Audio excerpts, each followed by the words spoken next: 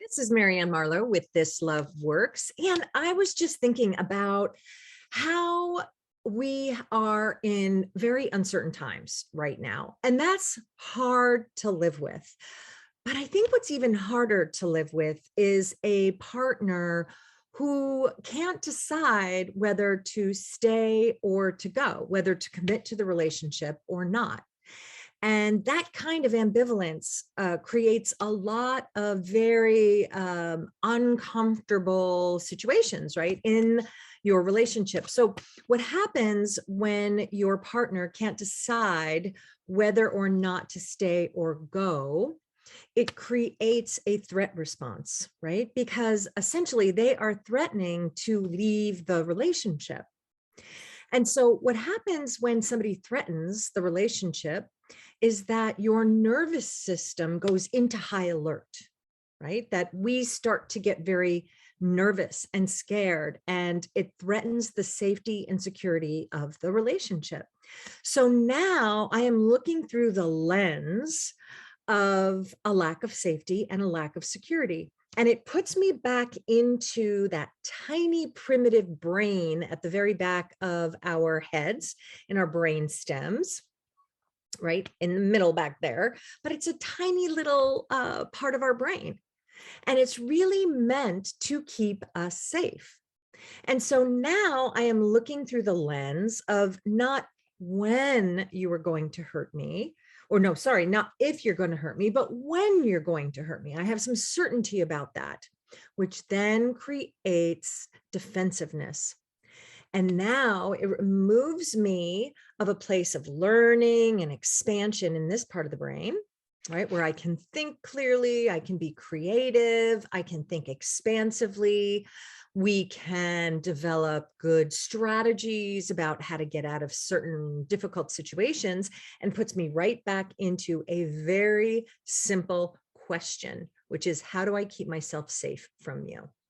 So oftentimes when I will meet with a couple for the very first time, I will ask them, are you open and willing to take divorce and separation off the table for a period of 90 days? And what that allows us to do for that period of 90 days is to create a little bit of space of safety and security in the relationship. We can then build on the safety and security, which then allows you to learn about how to manage conflict more effectively. The second thing that I want to address is that years ago, there's a book by Myra Kirschenbaum called Too Good to Stay, Too Bad to Leave. And one of the main principles in that book is that, when we are in a state of ambivalence in our relationship, we're not sure whether we want to stay or we're not sure if we want to go. We sort of create a mental pro and con list, right? These are the things that are good about the relationship. These are the things that I would rather not have in the relationship.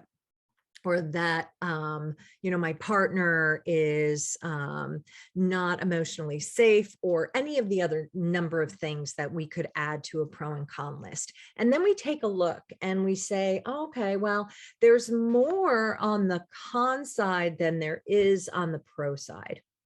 But what we forget about making lists about the transgressions of our partners, or their characteristics that we don't like, we forget that those things are not weighted equally.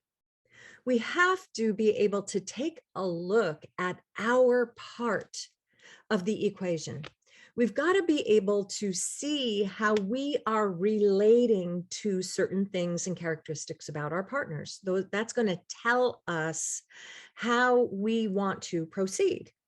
If there are things that are absolutely just, no-goes in the relationship, you have to know that about yourself.